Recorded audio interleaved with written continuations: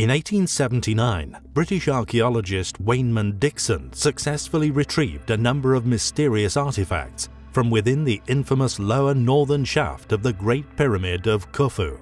One of these artifacts was a small piece of a square wooden rod which has since disappeared, the only artifact to conveniently go missing, and the only artifact which could have produced an accurate dating for what seems was a rather elaborate prior attempt to overcome a sophisticated array of blocking stones and vertical passageways which confront all who try to breach the innermost sanctums of this mysterious pyramid. The reason for this past mission, or indeed who undertook such an attempt, remain a mystery, but their motive will soon become clear.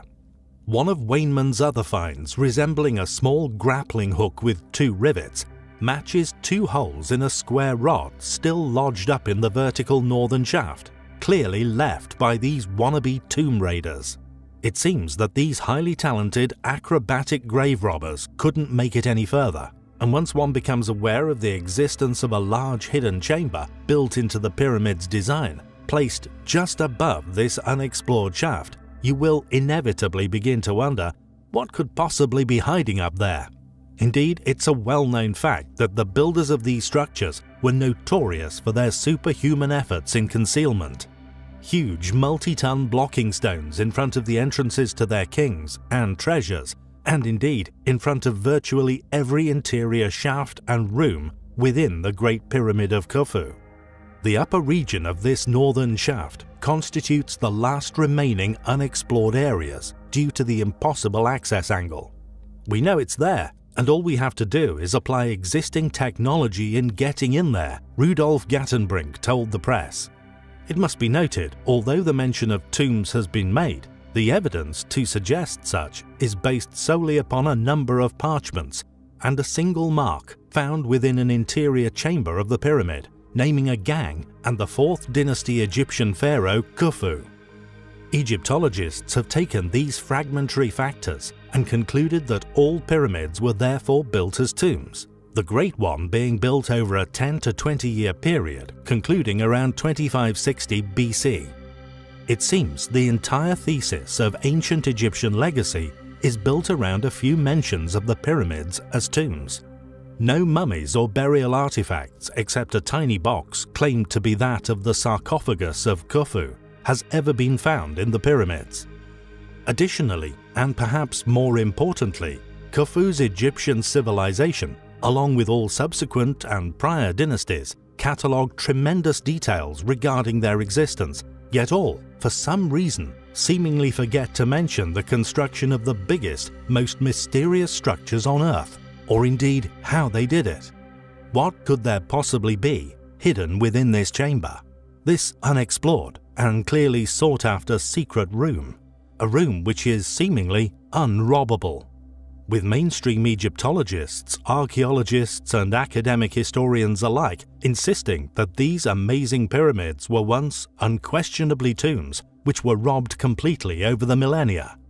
Whatever this room contains may settle this once and for all. In our last video, we discussed the possibility of there being a secret colony on Mars, a colony made possible by modern technologies, advances in sustainable agriculture, and life-supporting artificial ecosystems, an apparent astronaut silhouette caught during one of the rover's unexplained cleaning events, and the resources such as water found upon the surface, making it an ideal candidate for such a mission. With running rivers, oceans, even possibly a thriving ecosystem. Did we once call Mars home? If we did indeed once call Mars home, there would be undoubtedly ruins on its surface, rare surviving features that would still litter the landscape, and over the years, countless possible examples of these have been spotted. And although many of these could be dismissed as mere cases of pareidolia, others are just too perfect, too precise in their appearance to simply be dismissed. Possible ancient relics of a lost Martian civilization. Ancient sarcophagi, heads of statues, pyramidal structures discovered to match star constellations in their layout, most notably that of a Pleiades constellation, located near the famous face on Mars, an enormous face often argued as having been nothing more than a trickery of light. This regardless of ancient texts, linking the face, the pyramids, and the constellational alignment to the burial requests of a supposed ancient Anunnaki king. Phobos is yet another curious anomaly of Mars, known to be in a continually decaying orbit. There are many features of this satellite which baffle astronomers and researchers alike. For example, when one calculates its orbit, they are shocked to find that this orbiting rock should have crashed into the Martian landscape many years ago. What's more, satellite imagery of its surface has captured images of a very mysterious anomaly on a number of occasions. A cuboid monolithic object with no impact crater resting upon its surface. Buzz Aldrin has even mentioned this anomaly, specifically calling it a monolith, also noting that he believed, quote, God put it there. Is Phobos's enigmatic orbit deliberate? A past attempt to draw our attention to it, subsequently discovering this monolith? Could it possibly hold undeniable proof of not only other life in the universe, but the past habitation of Mars itself? It is undoubtedly highly compelling. Habitation on the moon. We can visit other people with their habitation. We can keep track. If there's something very important to be developed from the moon, I'm not sure what it is right now. And I sure think we should identify what it is for America to make such gross expenditures again for human habitation on the moon. We can help. We can join with. Together, we can explore the moon and develop the moon. We should go boldly where man has not gone before. Fly by the comets, visit asteroids, visit the moon of Mars. There's a monolith there, a very unusual structure on this little potato-shaped object that goes around Mars once in 7 hours. When people find out about that, they're going to say, who put that there? Who put that there?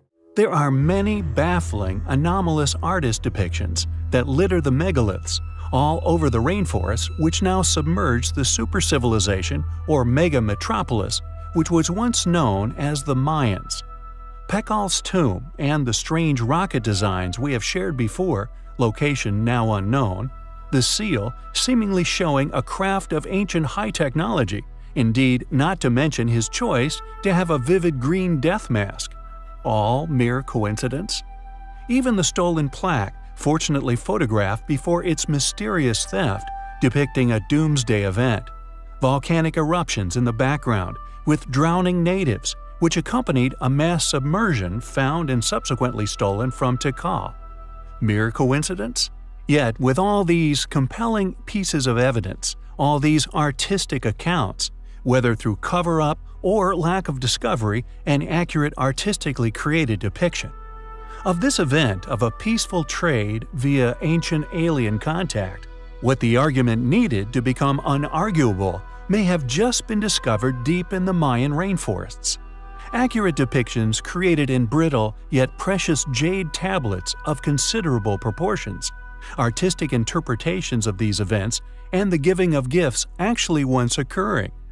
A statement released by Julia Levy, the Minister of Tourism for the Mexican state of Campeche, Luis Augusto Garcia Rosado, the highest-ranking government official to go on record confirming the discovery of this possible extraterrestrial life, said, quote, Guatemala, like Mexico, home to the ancient yet advanced Mayan civilization, has also kept certain provocative archaeological discoveries classified, and now believes that it is time to bring forth this information. Rosado spoke of contact, quote, between the Mayans and extraterrestrials, supported by translations of certain codices which the government has kept secure in underground vaults for some time. In a telephone conversation with the Wrap, he also spoke of, quote, landing pads in the jungle that are 3,000 years old, end quote. Dr. Hermann Oberth, who pioneered rocket design during World War II, once cryptically stated, quote, We cannot take the credit for our record advancement in certain scientific fields. we have been helped. When asked by whom, he replied, "The people of other worlds." Additionally, according to Above Top Secret by Timothy Good and William Morrow, Oberth's fellow space pioneer, Wernher von Braun, echoed this mysterious reference, even including the existence of extraterrestrials, when he stated in 1959, quote, "We find ourselves faced by powers which are far stronger than hitherto assumed, and whose base is at present unknown to us. More I cannot say at present. We are now engaged in entering into closer contact with those powers, and within 6 or 9 months' time, it may be possible to speak with more precision on the matter." End quote. Just who were the people of other worlds that Dr. Oberth spoke of, or indeed these entities that von Braun referred to? With only Oberth's quotations, one could presume a possible reverse engineering of alien craft. However, with von Braun's more detailed exposé, this possibility seems to be excluded in favor of pertained actual assistance and contact with advanced beings. Many people also believe that an encounter with these beings, along with Third Reich craft built with their technology, was once encountered in an operation known as Operation High Jump. According to certain independent researchers, Richard E. Byrd, admiral of this operation, possibly encountered a hostile, formidable opponent, who he has claimed to have described as fighters that were able to fly from one pole to another with incredible speed. In reality, however, whatever Byrd's expedition experienced may never be fully publicly disclosed, as all reports, including Byrd's personal log entries, remain mysteriously classified. But the connections between these curious quotations, and indeed the rumored encounters by this classified operation, are certainly intriguing. Furthermore, Operation High Jump was originally organized by Secretary of the Navy James Forrestal.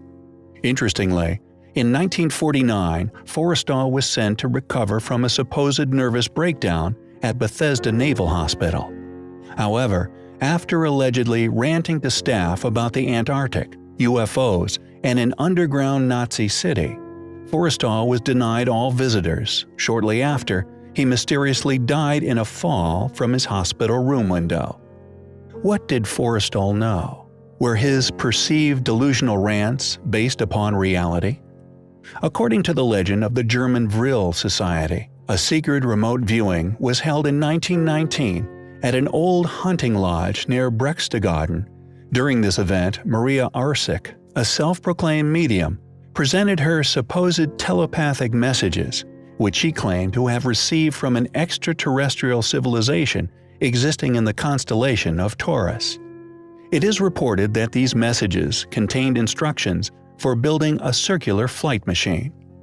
It is interesting to note that German Oriental scholars and occultists alike regarded such mystic teachings with complete seriousness, with well-documented, well-funded, diligent efforts put forth to discover and such individually proclaimed powers and their messages therein into viable technological realities. What happened in the Antarctic? Who were these people from other worlds that von Braun and Oberth spoke of? Did the Third Reich make contact with an alien or possible highly advanced, once ancient civilization, allowing them to engineer mystifying technologies? We find such claims, rumors, and fragments of evidence to support such possible realities highly compelling.